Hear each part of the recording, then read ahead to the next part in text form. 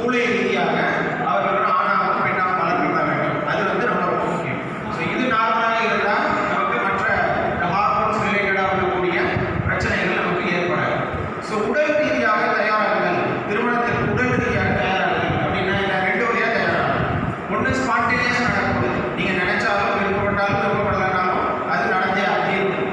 பருவமடைதல், மீச முளைக்கிறது, குரல் மாறுறது, இதெல்லாம் நீங்கள் நினைச்சாலும் நினைக்கலனாலும் அது ஆட்டோமேட்டிக்காக அந்தந்த வயசில் நடந்தே தீரும். ஸோ இது நடந்த பிறகுதான் ஒருத்தர் திருமணத்திற்கு தயாராக முடியும், ஃபிசிக்கலாக தயாராக முடியும்.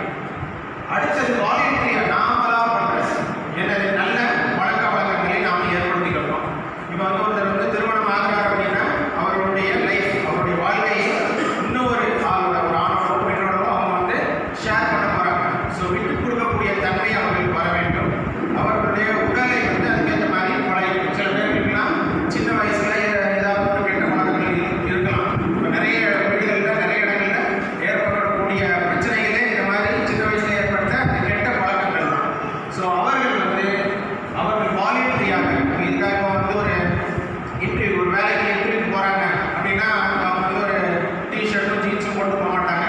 தலையை மாறி ஒழுங்காக ட்ரெஸ் போட்டு அவங்க எவ்வளோ மோசமான ஆளாக இருந்தாலும் அவர்களுடைய அப்பியரன்ஸை நல்லா காமிக்கிறதுக்காக எல்லா வகையான முயற்சியும் எடுப்பாங்க. ஸோ அதுபோல் நாம் இப்போ போகிறது ஒரு முக்கியமான ஈவெண்ட். ஏற்கனவே மேரேஜ் தான் நம்மளுடைய லைஃப்லேயே ஒரு முக்கியமான ஈவெண்ட்.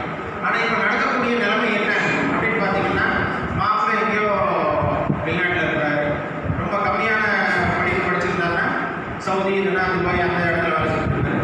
ரொம்ப அதிகம் படிச்சிருந்தாங்கன்னா அமெரிக்கா, கனடா, சிங்கப்பூர் அந்த மாதிரி இடத்துல இருக்கிறாங்க. லீவ் 10 நாள் தான் கிடைக்கும்.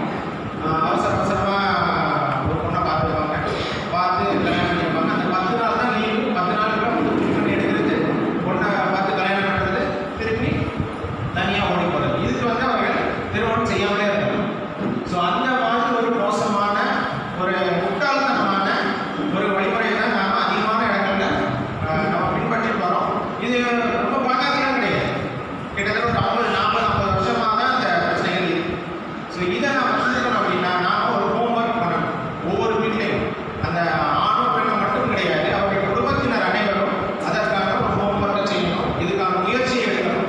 அவர்கள் உடல் வழியாகவும் மன ரீதியாகவும் அவர்கள் தங்களை தயார்படுத்திக் கொள்ள வேண்டும்.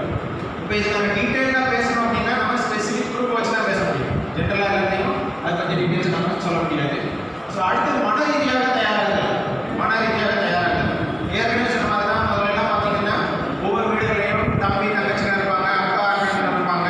ஸோ அவர்களை எப்படி சேர்ந்து இருக்கிறது அப்படிங்கிறது அவங்களுக்கு சின்ன வயசுலேயே பழகிருக்கும். விட்டு கொடுக்கறது அப்படின்னா என்னங்கிறது தெரியும். பட் இப்போ இருக்கிற நிலைமையில பார்த்தீங்கன்னா குடும்பம்னு ஒன்று இருந்தாலும் அம்மா ஒரு இடத்துல இருப்பாங்க, அப்பா வேறு இடத்துல வேலை பார்த்துட்டு இருப்பாங்க. பசங்க ஒருத்தர் ஹாஸ்டலில் இருப்பார், ஒரு பொண்ணு படிச்சுட்டு இருப்பாங்க. ஒரே ஒரு பையனோ ஒரே ஒரு பொண்ணு தான் இருப்பாங்க. இந்த மாதிரி இருக்கும். ஸோ அவர்கள் குடும்பம் அப்படின்னா என்னங்கிற ஒரு டீட்டெயில்ஸ் தெரிகிறது இல்லை. குடும்பத்தில் எப்படி மற்றவர்களோட அனுசரணையாக நடக்கணும் அப்படிங்கிறது தெரிகிறது இல்லை. விட்டு கொடுக்கக்கூடிய மனப்பான்மை தெரிகிறது இல்லை. இப்போ நிறைய இடங்களில் பார்த்தீங்கன்னா காலையில் சொல்லும்போது அதான் பேசிட்டு இருந்தோம்.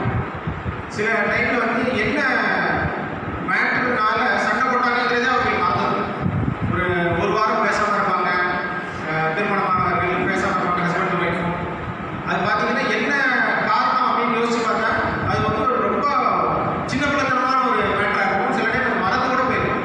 ஸோ அந்த மாதிரி அந்த ஒரு செகண்டில் அவர்களுக்கு ஏற்படக்கூடிய ஒரு கோபம், ஒரு ரேஜ் ஆஃப் ஆங்கர் அப்படின்னு சொல்லுவோம். ஸோ அதனால ஏற்படக்கூடிய பிரச்சனை தான் ஒரு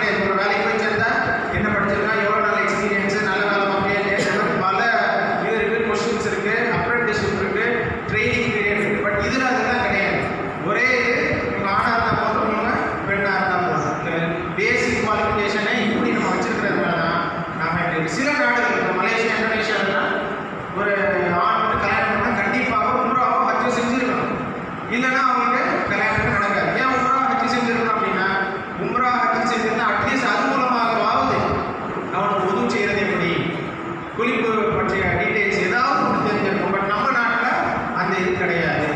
அவன் வந்து நம்ம பார்க்குறது என்னது, மார்க்கப்படி அந்த ஒரு பொண்ணோ ஆணும் நல்லா இருக்காங்கன்னு யாருமே கேட்குறது, என்ன கலரில் இருக்கு, அவன் வசதியானவங்களா, கூட பிறந்தவங்க யாரும் இருக்காங்களா, இந்த மாதிரி விஷயங்களை தான் நம்ம கேட்குறோம். இதுக்கு தான் அதிகமான முக்கியத்துவம் கொடுக்கறதே தவிர அவர்களுடைய மார்க்க அறிவுக்கு நாம் முக்கியத்துவம் கொடுப்பது கிடையாது. ஸோ மார்க்க ரீதியாக ஆணும் பெண்ணும் கண்டிப்பாக தயாராக வேண்டும். எப்படி நான் பொருளாதார ரீதியில் சொல்லணும், இதே மாதிரி மார்க்க ரீதியாக தயாராகுது நாம் சின்ன வயசுலேருந்தே அவர்களுக்கு சொல்லிக் கொடுக்க ஆரம்பிக்க வேண்டும். அது மட்டும் இல்லாமல் இதுலேயும் பெற்றோருடைய பங்கு மிக மிக அவசியம். இப்போ ஒரு பெண்ணுக்கு வந்து குளிப்பு பற்றியோ அல்லது புது பற்றியோ சொல்லிக் கொடுப்பது முக்கியமாக அவர்களுடைய அம்மாவாக தான் தாயாக தான் இருக்கும். ஸோ அவங்களுக்கு இதை பற்றி நாலேஜ் இருந்தால் தான் அவங்க சொல்லித்தராங்க. ஸோ இந்த மாதிரி இது வந்து ஒரு 2-3 ஜெனரேஷனை நம்ம மிஸ் பண்ணிட்டோம். ஸோ அதனால தான் இப்போ இந்த மாதிரி ப்ரோக்ராம்ஸ்லாம் நடத்த வேண்டிய ஒரு முக்கியத்துவம் ஏற்படுது. ஸோ இதுக்கு அடுத்தது முக்கியமாக என்னென்னா குடும்பம். ஒரு குடும்பம் இப்போ வந்து மேரேஜ் அப்படின்னா 2 பேருக்குள்ள ஒரு ரிலேஷன் கிடையாது. இது வந்து ஒரு 2 குடும்பங்கள் இணைவது. இப்போ ஒரு ஹஸ்பண்ட், ஒரு ஆண் வந்து ஹஸ்பண்டாக மட்டும் ஆகிறது கிடையாது, அவருடைய அப்பா மாமனார் ஆகிறாரு, அவருடைய அம்மா மாமியார் ஆகிறாங்க. ஸோ இந்த மாதிரி எல்லாருக்குமே ஒரு புதிய உறவுகள் ஏற்படுது. ஸோ குடும்பமே அந்த ஒரு புதிய உறவை ஏற்றுக்கொள்ளக்கூடிய ஒரு மனப்பக்குவத்தை அவர்கள் அடைந்தால் தான் இந்த பிரச்சனைகள் எதுவும் இல்லாமல் நாம் தவிர்க்கணும். ஸோ இது எல்லாத்தையும் நம்ம ஒருமிச்சு பார்க்கும்போது திருமணம் அப்படிங்கிறது ஒவ்வொரு முஸ்லீமுடைய வாழ்க்கையிலும் ஒரு முக்கியமான ஒரு பகுதியாகும். அதற்கு நாம் நம்மளை தயார் செய்து கொள்ள வேண்டும். மார்க்க ரீதியாக, உடல் ரீதியாக, மன ரீதியாக, பொருளாதார ரீதியாக கண்டிப்பாக தயார் செய்து கொள்ள வேண்டும். நீங்கள் வந்து கான்ஃபிடென்ட்டாக நம்ம தயாராகிட்டோம் அப்படிங்கிறத ஃபீல் பண்ணாதான் நீங்கள் திருமணத்துக்கு ஒற்றுக்கொள்ள வேண்டும். இதுக்கு எப்படி தயாராகிறது, நமக்கு ஒன்றுமே இல்லையே அப்படின்னு நினைக்கிறவங்களுக்கு இன்ஷா அல்லாஹ் மற்ற இனி வரக்கூடிய ப்ரோக்ராம்ஸ் எல்லாம் நம்ம பிளான் பண்ணியிருக்கோம். மற்ற ஊர்களே இது போன்ற ப்ரோக்ராம்ஸ் நம்ம நடத்தணும். மற்ற மாற்று மத சமுதாயத்திலெல்லாம் இது வந்து கம்பல்சரியாக நடத்தணும். கிறிஸ்துவ சமுதாயத்திலெல்லாம் ஒரு ப்ரீமரைட்டல் கவுன்சிலிங் இல்லாமல் அவங்களுக்கு திருமணமே நடக்காது. ஒரு 3-4 செஷன் கிளாஸ் கண்டிப்பாக நடத்தணும். ஸோ இன்ஷா அல்லாஹ் நம்மளுடைய